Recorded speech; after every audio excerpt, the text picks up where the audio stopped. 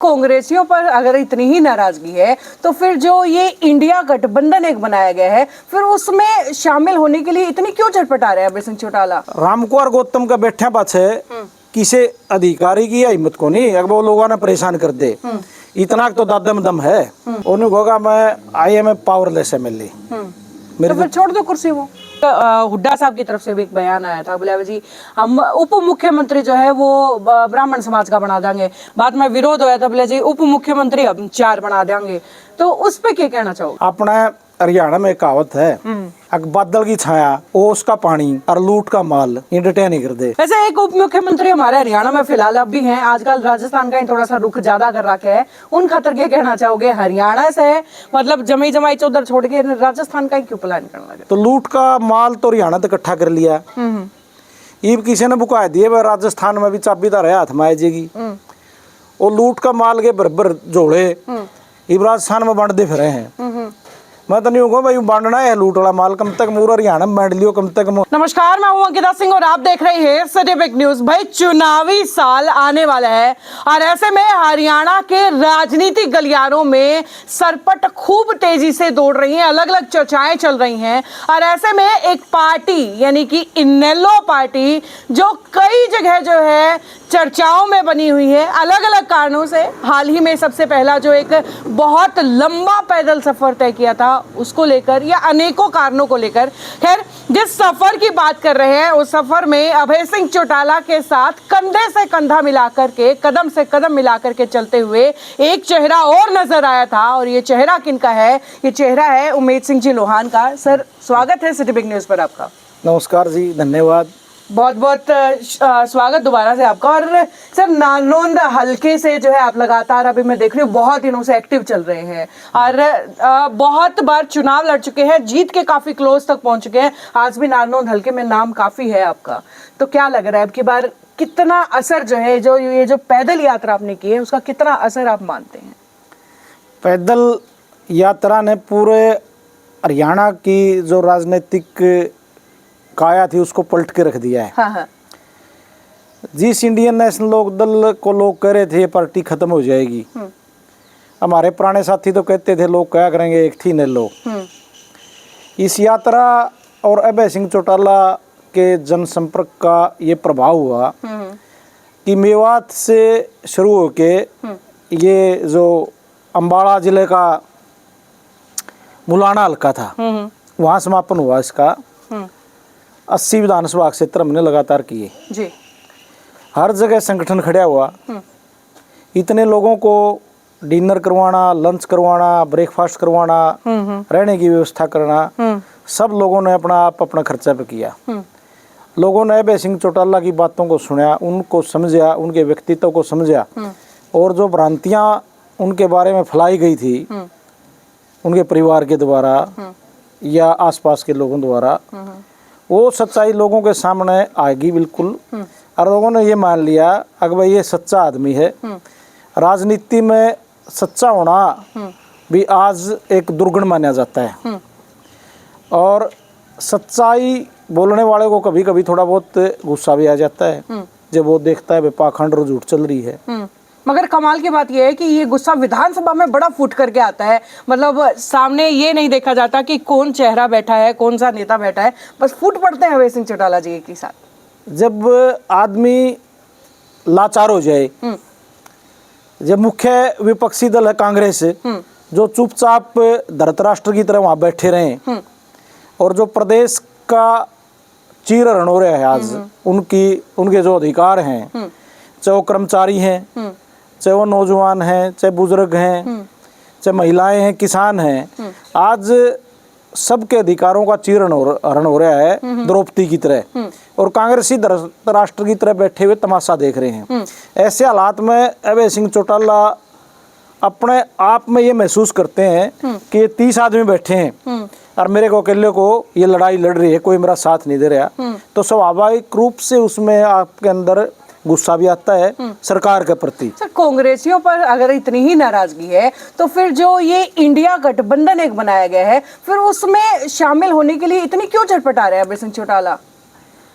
गांव में हम लोग जाते हैं, यात्रा के दौरान भी गई, आम लोग देखो किसी की व्यक्तिगत जिद न होके आप ये देखोगे, अगर लोग ये चाहते हैं कि विपक्ष भारतीय जनता पार्टी के साथ इकट्ठा होकर लड़े, ये लोगों की राय है, ये अभय सिंह चौटाला जी के निजी विचार नहीं है। लोग चाहते हैं अगर इकट्ठे हों और भारतीय जनता पार्टी के साथ लड़ें। ठीक है, लोगों की ये चाहत है, अभय सिंह चौटाला जी कोशिशें भी खूब कर रहे हैं, मगर शामिल क्यों नहीं हो पा रहे? क्या लग रहा है ये रोड़ा अटका कहाँ हुआ है? कुछ लोग भारतीय जनता पार्टी के इशारों पे हैं, कांग्रेस पार्टी में भी वो नहीं चाह रहे कि भाई विपक्ष इकट्ठा होकर चुनाव लड़े। विपक्ष इकट्ठा हो गया तो किसान टूट पड़ेगा पोलिंग बूथ पे और भारतीय जनता पार्टी को शायद ही कोई सीट मिले यहाँ से। वैसे भारतीय जनता पार्टी का जिक्र आप कर रहे हो, एक बड़ा दाव उन्होंने चला है, जाटों को हटा करके जो है सैनी समाज को एक पावर दे दी गई है, नायाब सिंह सैनी को जो है नया प्रदेश अध्यक्ष बना दिया। क्या लगता है ये जो कहा जा रहा है कि बीजेपी ने अपना तुरुक का इक्का इस्तेमाल किया है, कितना फायदेमंद बीजेपी के लिए हो सकता है? बिल्कुल आपने सही फरमाया। ये जो चाल चली है बीजेपी ने, जातिगत रूप से पूरी तरह ध्रुवीकरण कर देना चाहते हैं। ये किसान का मजदूर और कमेरे वर्ग को बांटना चाहते हैं, क्योंकि हित तो सबके साझे हैं। सैनी भी खेती करते हैं, खेती करने वाली कौम है, गुज्जर भी खेती करते हैं, हीर भी खेती करते हैं, जाट भी खेती करते हैं, बिश्नोई भी करते हैं, रोड भी करते हैं, जांगड़े भी करते हैं। लेकिन इन्होंने एक दीवार खड़ी कर दी, अब जाटा ही चौधर खत्म कर दिया हमने तो, और नॉन जाट तक चौधर दे दी। उसके बाद ये सोचते हैं कि जो तारी नाकामी है, ना तो हम रोजगार दे पाए, ना किसानों की जो आय दोगुनी करने की बात थी किसान भी मार दिया, बुजुर्गों की पेंशन काट दी, युवा आज विदेश में भाग रहे हैं, जमीन बेच बेच के कोई जाटों के लड़के नहीं भाग रहे। आप रोड बरादरी में जाइए, कोई रिश्ता करना पड़ जाए तो नौजवान लड़का नहीं मिलता, पूरा गाँव में घूमे आओ, बच्चे चले गए विदेश में। बिल्कुल। आप सिखों में जाइए, सिखों में भी ये हालत है। जाटों में कम थी, आप एक के गांव में जाओगे 200 बालक छोटे गांव में, माँ बाप ने नहीं हुआ धरती बेच दे, हमने तो जाना हुरत है, उरे भूखे मरा गया हमें। तो आज पलायन हो रहा है यूथ का पूरी तरह से। ये तो बूढ़ा का प्रदेश बन के रह जाएगा, या सरकार आगे भी आपकी कायम रही है सरकार, तो उरे बूढ़े बच जाएंगे, या हमारा जैसे धोले कुर्तियां वाले बच जाएंगे भाषण देने। जो नौजवान है वो यहाँ नहीं रहना। तो उसमें आप देखो, उसमें जाति पाति क्या करेगी? आज तो सब जातियों का नौजवान है।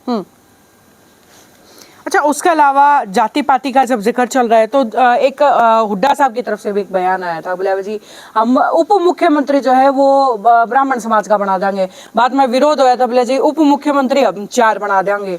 तो उस पे क्या कहना चाहोगे? फिर पहला गांव तो बच लेने दो, पहले राज किसका हुआ है, कांग्रेस का हुआ है कि नहीं, फिर मुख्यमंत्री कांग्रेस हाईकमान किसने बना हुआ है, और फिर यूं फैसला भी कांग्रेस का तो हाईकमान ने लेगा कि मुख्यमंत्री बनेंगे। बाकी राजनीति है, अपनी अपनी सोच है सबकी, अपने अपने राजनीतिक फायदे नुकसान के हिसाब से बोलते हैं। हुड्डा साहब भी मंजे हुए नेता हैं, उन्होंने भी कुछ सोच के बोला होगा। चलो, वैसे एक उप मुख्यमंत्री हमारे हरियाणा में फिलहाल अब भी हैं, आजकल राजस्थान का ही थोड़ा सा रुख ज्यादा कर रखा है, उन खातर क्या कहना चाहोगे? हरियाणा से मतलब जमी जमाई चौधर छोड़ के राजस्थान का ही क्यों प्लान करने लग रहे? अपना हरियाणा में कहावत है, बादल की छाया, ओस का पानी और लूट का माल, इंटरटेन नहीं कर दे। आपने देखा हुआ बादल की छाया अगर कह रही है, 1 मिनट आपको ऊपर छाया आएगी फिर चली गई, ओस दिखेगी आपने घास पे पानी है, लेकिन आप पीने की कोशिश करोगे तो एक बूंद भी आपको नहीं मिलेगी। हाँ। तो जो ये लूट का धनो है नहीं, यू कुदरत का नियम है, एक रास्ता होगा दूसरा रास्ता चला जाओगा। तो लूट का माल तो हरियाणा तक इकट्ठा कर लिया, ईब किसी ने बुका दिए, वह राजस्थान में भी चाबीदार है, हाथ में आ जाएगी। और लूट का माल के बरबर जोड़े ईब राजस्थान में बांट दे फिर हैं। मैं तो नहीं होगा भाई बांटना है लूट वाला माल, कम तक पूरा हरियाणा में बांट लियो, कम तक पूरा का टेंट वाला ने मिल जाएगा, पूरा का गाड़ी वाला ने मिल जाएगा रैली में, पूरा का जो खाना बना होगा चाय परोसेगा उसको मिल जाएगा। राजस्थान तक ये मिल रहा है। राजस्थान तक जो ओम प्रकाश चौटाला मुख्यमंत्री थे, राजस्थान में सारी जो किसान बेल्ट थी चुनाव लड़या, जब मुश्किल से 4 सीट आई थी, ताज के मिलना है। बिल्कुल। अच्छा, उसके अलावा अगर बात करें आपके नारनौंद हल्के की, जेजेपी से ही विधायक हैं दादा रामकुमार गौतम जी, और कितना कुछ काम करवाया है, कुछ विकास आपके इलाके में करवाया उन्होंने? दादा गौतम दौरे तो आप भेजोगे किसी ने या आप चले जाइयो, उन्होंने कहोगा मैं I am a powerless MLA, तो फिर छोड़ दो कुर्सी, वो चाल दिए नहीं। विपक्ष में 5-5, 6-6 बार लगातार लोग बने हैं, विधानसभा में पहुंचे हैं। आप नारनौंद जाके बैठ जाओ, रामकुमार गौतम का बैठा पाछे किसी अधिकारी की हिम्मत को नहीं, अगर वो लोगों ने परेशान कर दे, इतना तो दादा में दम है। और बैठे लोग भाई बहाना लेने की बजाय रेस्ट हाउस में बैठे, तहसील में बैठे, आज तहसील की कांध भी पीछे मांगे नारनौंद में। आपका चाहे तकसीम का केस है, 4 भाइयों ने अपनी जमीन अलग अलग करवानी है, उसमें क्या है उनकी प्रॉपर्टी हम करवा लो सहमति तय, उसके भी पीछे मांगे हैं।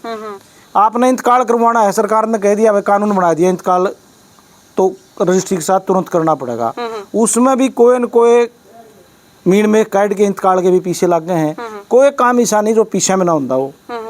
बिजली बोर्ड है, तहसील है, जो जेजेपी पर डिपार्टमेंट है, चाहे फूड सप्लाई है, आप मंडी में जाके पूछ लियो काटतियाँ पे कितना ले गए लूट के, क्विंटल गले सेट करेंगे मामला।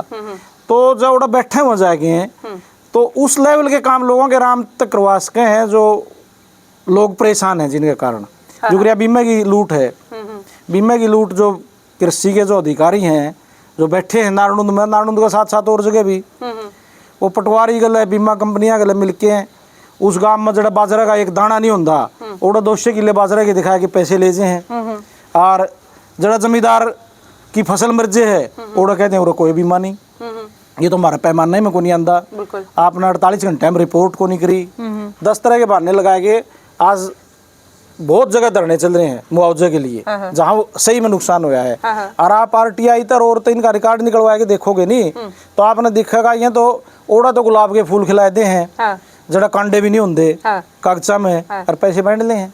बिल्कुल। चलो, वैसे ये तो बात हुई दादा गौतम की कि भाई आपने कहा कि भाई अगर वो चाहे तो विकास हो उसके है, वैसे आपका भी खासा लगा हुआ, किसी से लुका नहीं, और नारनौंद की जनता ने भी जो है आपसे उम्मीद बहुत है। मैं देखूं कि भाई लोग जो है बार बार नाम लेवा कि भाई उमेश सिंह लोहान से अब की बार बहुत ज़्यादा उम्मीद है। तो आप अगर ओडे की जनता चुने हैं तो आपका क्या कुछ आगे प्लान है नारनौंद खातर, किस तरीके से विकास उसका करवाना चाहो? सबसे पहले तो जो प्रतिनिधि है चाहे किसी भी हल्के का हो, वो आसानी से उपलब्ध होना चाहिए लोगों को। इब मेरी तो कोई इच्छा नहीं है, जिंदगी में परमात्मा ने सब कुछ दे दिया मेरे को, मैं तो चाहूँ वो लोगों के बीच में रह के उनकी सेवा करूँ। ओड़े खेत में मैंने घर बना रखा है, नारनौंद 3 किलोमीटर दूर है, और जो आज कुआं DAP खाद खातर, कुआं बीमा खातर, कुआं तहसील के कामा खातर, कुआं खांड खोड़ा छोटे मोटे काम उन खातर लोग पागलों की तरह घूमे हैं, उनका बीच में प्रतिनिधि रहेगा बैठेगा तो इन चीजों के लिए उनको परेशान नहीं होना पड़ेगा। बिल्कुल। और अधिकारिया में तो कोई दमे को नहीं होता, अधिकारी की औकात नहीं, ईमानदार पॉलिटिशियन का सामने काम करने मना करते हैं। मैं तो सरपंच रहा 10 साल गांव का, आप पता करना भाई, जब वो BDO था, चाहे वो तहसीलदार था, चाहे थानेदार था, चाहे बिजली बोर्ड का SDO था, मेरा तो कोई काम रुका नहीं, मेरे गांव का मेरा कोई काम नहीं रुका, ना किसी का एक पैसा लगन दिया। बशर्ते बस पॉलिटिशियन चाहे कि काम हो जाए, हाँ, स्पीड से हो जाए। आजकल आड़े भाई बहुत सारे, सर बुरा ना मानियो, लेकिन कई दौड़े कुड़ताड़े ऐसे हैं जो आजकल एक बार में फोन में नहीं ठान दे। अब तो सेवा भाव की बजाय नहीं हो गया भाई, हमने ठेके लेने हैं MLA बन के, एजेंसी लेने हैं, हमने अपने बालक एडजस्ट करने हैं जी, हमने अपने रिश्तेदार एडजस्ट करने हैं, इससे न्यारा कोई आप बता दो कोई मकसद हो तो किसी का। जो पीछे बांट ध्यान रहे हैं, बड़ी बड़े कई गाड़ी और खर्चे करे हैं, आज तो एक इसी संस्कृति होगी जो चरण सिंह ने, गांधी ने, JP नारायण ने, देवलाल ने शुरू करी थी, भाई आम कराए बच्चे राजनीति में आओ, दर्द न समझे हैं। आज क्यों रहे, आज तो जो हजारों करोड़ के ठेकेदार हैं हरियाणा में, वह 5-10 करोड़ इन्वेस्ट करे हैं, मैंने बस चलाए दी भाई मुफ्त में, मैंने ये गौशाला में दे दिए, मैंने ये खेलना में दे दिए, एक ड्रामा रचे 5-7 करोड़ रुपये इन्वेस्ट करें और फिर सरकार गले सैकड़ों करोड़ कमावे हैं। आपके उरे तो कितने मिलने बन गए इस तरह। जब पैसे का खेल जारी रहा तो आम आदमी तो भूल जो उसने टिकट मिलेगी या वो चुनाव जीतेगा। बिल्कुल।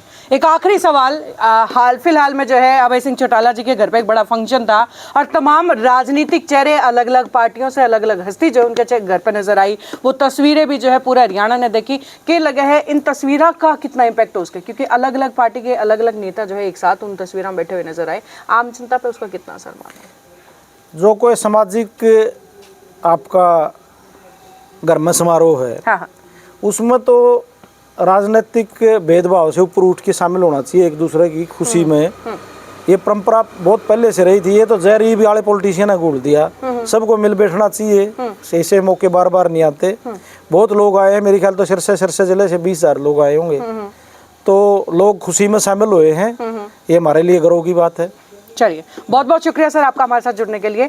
तो भाई ये थे मेरे साथ उमेश सिंह जी लोहान, और फिलहाल जो है बड़ी जिम्मेदारियां पार्टी की तरफ से इनके कंधों पर हैं और लगातार जो है कहीं ना कहीं जनता के बीच में आते जाते आपको नजर भी आ जाते हैं। खैर, ये एक छोटा सा जो है साक्षात्कार था इनके साथ, लगातार सवालों का सिलसिला जारी रहेगा। मौके पर कुछ थोड़े से नमकीन सवाल भी पूछे जाएंगे, लेकिन तब तक ये इंटरव्यू आपके सामने, और देखते रहिए सिटी बिग न्यूज। नमस्कार सर, आपका भी एक बार फिर से बहुत बहुत धन्यवाद। धन्यवाद आपका भी, आपके दर्शकों का भी, और आप जो शहर की और हिसार जिले की समस्याएं उठाते हो बेबाकी से जी, और बिल्कुल फोन करते ही कोई समस्याओं मौके पहुंचते हैं जी, उसके लिए आप पे हमारे को गर्व है भाई। हम हमारे शहर से आप एक इतने योग्य